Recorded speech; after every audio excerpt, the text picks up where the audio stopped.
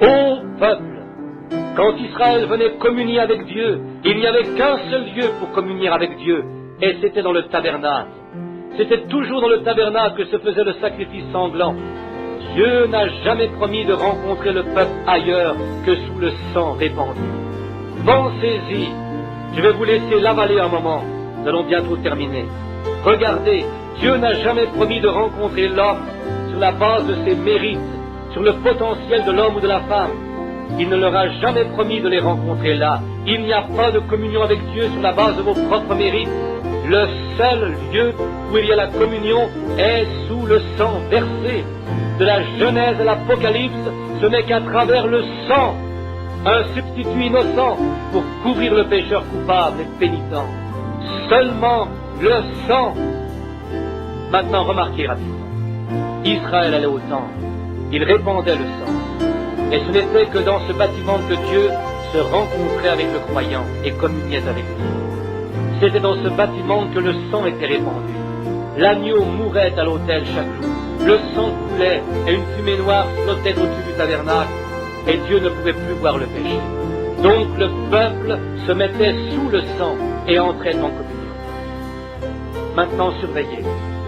Dans Exode, aux environs du 19e chapitre, nous découvrons que lorsque les enfants d'Israël furent sur le point d'entreprendre leur voyage, accordez-moi toute votre attention une minute encore avant de terminer. Dieu dit à Moïse, il dit, je voudrais que tu prennes une génisse rousse qui n'a jamais porté le joug, et j'aimerais que tu l'égorges. Ensuite, je voudrais, quand tu l'égorgeras, qu'Éléazar, le sacrificateur, se tienne là comme témoin. Et comme il s'y tiendra, une fois que la génisse est morte, qu'il plonge ses doigts dans le sang et qu'il en asperge sur l'assemblée, sur le lieu d'adoration, 7 fois à l'entrée comme ceci, 7 fois devant l'arche, le lieu d'adoration publique. Ensuite, prends la génisse, couvre-la et brûle-la, et prends ses cendres et mêle-les à l'écarlate et à l'hysope et au sel. Oh, j'aimerais avoir le temps d'aller voir ce que sont ces choses, l'écarlate et l'hysope et le sel. On découvrirait que Jésus n'était pas mort sur un cornouiller comme il le prétend. Remarquez, ensuite brûle-les tous ensemble, et puis dépose-les hors du camp dans un lieu pur comme eau de purification. Et toutes les fois que quelqu'un sera en dehors de la communion, il devra venir et on aspergera sur lui cette eau de purification. Ensuite, il pourra entrer en communion. En dehors de cela, il ne pourra pas entrer. Surveillez maintenant la beauté de ceci avant de terminer. Tout d'abord, la génisse rousse. La couleur rouge signifie quelque chose. Rouge pour nous signifie danger. C'est un signal avertisseur. Cette couleur signifie arrêt. Il y a danger. Aussi, le rouge dans la Bible est une couverture. Le rouge est une expiation. Le rouge est une sécurité. Vous vous souvenez quand la prostituée Rahab laissa descendre les espions sur une corde cramoisie pour leur sécurité sous le rouge? C'est toujours sécuritaire. Or, le sang est rouge. Maintenant, regardez. Selon la recherche scientifique, vous prenez une pièce d'étoffe rouge, ou plutôt une pièce rouge de cellophane, et vous regardez à travers à une autre pièce rouge. Et le rouge à travers le rouge paraîtra blanc. Essayez pour voir. Prenez du rouge et regardez à travers du rouge. Il paraîtra blanc. Eh bien, nous sommes rouges par nos mauvaises actions. Si vos péchés sont comme le cramoisi, rouge, Dieu, regardant à travers le sang versé du Seigneur Jésus, rouge à travers rouge paraît blanc, ils deviendront blancs comme la neige. Voyez, pas à travers votre quelque chose d'autre, mais à travers le sang, le seul lieu où il peut communier. En dehors du sang, votre propre justice, il ne la verra jamais. Vos bonnes œuvres, il n'en saura rien. Que vous ne veniez sous le sang. Ensuite, il vous voit comme étant son propre fils bien-aimé, ou sa propre fille bien-aimée. Rouge à travers rouge paraît blanc. Quoi que vous ayez fait, amis pécheurs, quand Dieu regarde, quand il voit que vous confessez avoir été dans l'erreur par vos péchés, quand Dieu regarde à travers le sang du Seigneur Jésus, il vous voit blanc comme la neige. Quoi que vous ayez fait, il regarde à travers vous, à travers le sang de Christ. Vous êtes rachetés, chose précieuse. Dieu ne vous condamnera jamais plus. Il ne peut vous condamner.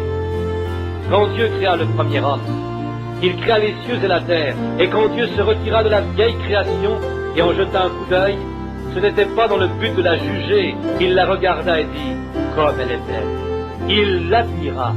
Oh, le voyez-vous? Il regarda et vit que cela était bon. Tout était parfait. Les arbres, tout. L'homme, la femme, tout était parfait. Il dit, c'est très bon. Mais Satan a perverti cela. Et si Dieu n'a pu condamner sa première création, combien plus lui est-il impossible de condamner sa seconde création, quand alors vous êtes une nouvelle créature en Jésus-Christ? Vous ne pouvez le faire vous-même. Même si vous le vouliez de toutes vos forces, vous ne le pourriez pas. C'est un don de Dieu. Personne ne peut venir à moi si mon Père ne l'attire.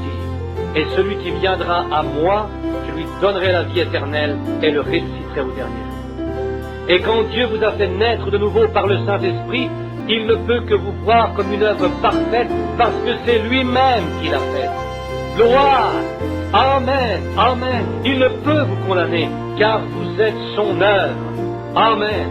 Oh! Je sens que je vais crier comme les méthodistes. Pensez-y, vous êtes l'œuvre de Dieu. Il l'a fait. Comment? Par sa grâce souveraine. Pas parce que vous avez sauté, pas parce que vous êtes allé à l'église, pas parce que vous avez tourné une nouvelle page, mais parce que Dieu, par sa miséricorde, vous a amené en Christ et dans la communion, et il vous regarde comme une œuvre parfaite, son œuvre. Pourquoi? Je l'ai amené, je l'ai présenté à travers le sang, et mon œuvre est parfaite. Il a dit, vous êtes l'œuvre de Dieu. Maintenant, juste un moment. De quelle façon venait-il? Il montait, et s'ils avaient mal agi en quoi que ce soit, ces eaux de purification doivent être conservées dans un lieu pur. Oh, j'aimerais qu'on puisse s'arrêter là-dessus un peu de temps. Un lieu pur. Les eaux de purification sont la parole. Paul a dit dans Éphésiens, il a dit, car il nous a lavés par l'eau de la parole. Voyez, les eaux de purification, la parole. La parole prêchée vous purifie. Vous entendez la parole et vous dites, je suis dans l'erreur. Je ferais mieux d'abandonner ceci. Je joue à l'église. Je ferais mieux d'abandonner cela. Voyez, ce sont les eaux de purification. Elles devraient être conservées dans un lieu pur. Pas dans un prédicateur qui fume. Non, monsieur. Pas dans un prédicateur qui fait le tour du pays en compagnie d'autres femmes et des choses comme celle-là. Pas dans une église qui pratique l'amour libre et toutes ces choses impies et qui vont au match de baseball et qui ont de grands divertissements et des danses sociales dans l'église.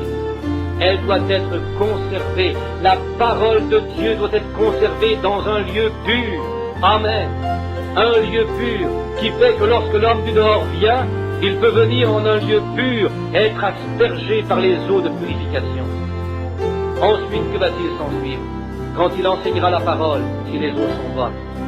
Maintenant, si vous aspergez de mauvaises eaux comme « Venez joindre cette église-ci, c'est une bonne église », vous devriez y mettre votre nom dans le livre. « Oh, nous l'avons, gloire à Dieu, c'est nous qui l'avons ». Ce sont là les mauvaises eaux. Quelles étaient les bonnes eaux de purification?